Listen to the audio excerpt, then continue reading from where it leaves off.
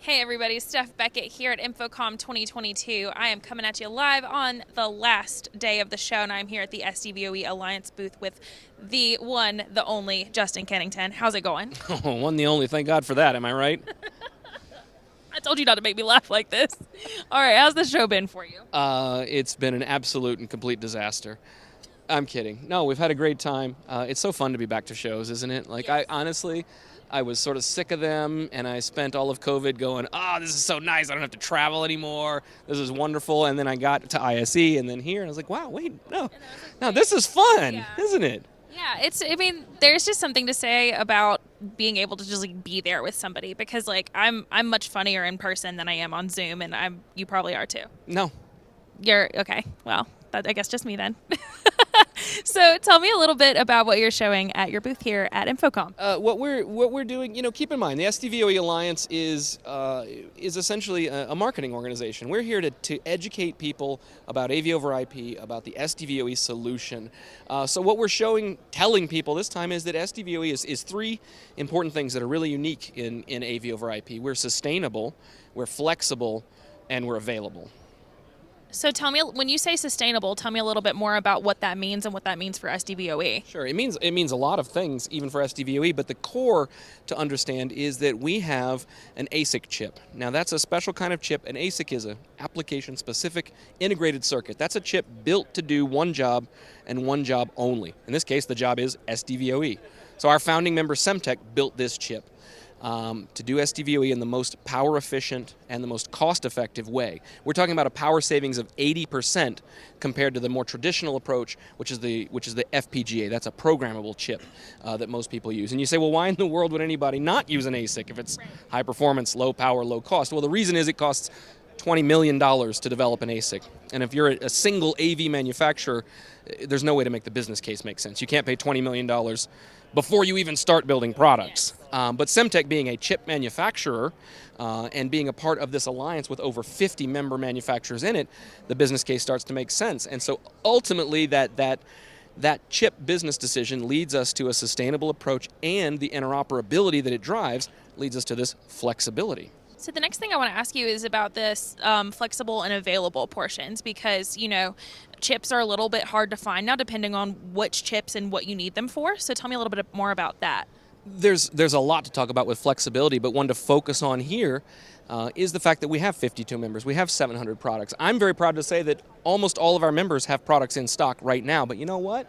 If you've designed an SDVoE system with brand X and they tell you, we can't fulfill the whole order, you can actually very easily substitute in some other SDVoE member because it's interoperable. You don't have to go decide, am I going to redesign from scratch, or am I going to just switch manufacturers entirely, or just am I going to wait 52 weeks, for a product to come in? You don't have to make that choice.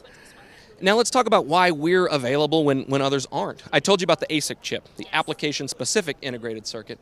Well, the other approach that everyone else uses is called an FPGA, a field programmable gate array. Let me keep it short for you. That's a chip that out of the box, it's just a programmable hunk of logic that does nothing.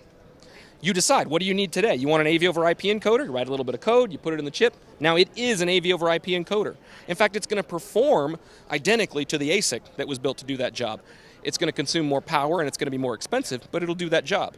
And it's really cool because if tomorrow you need something different, let's say tomorrow what I need is the control unit for my Ford Focus infotainment system. Write some code, program into the FPGA. Now this is an infotainment controller.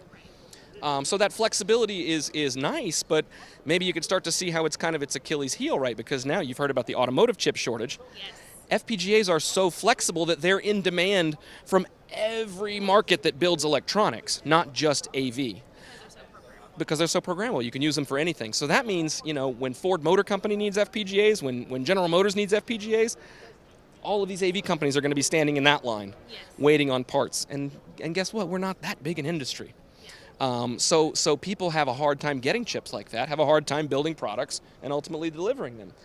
As I say, our poor little ASIC, cute little guy, all he does is SDVoE. So anybody who's not in this convention center right now is frankly not interested in it. Yes.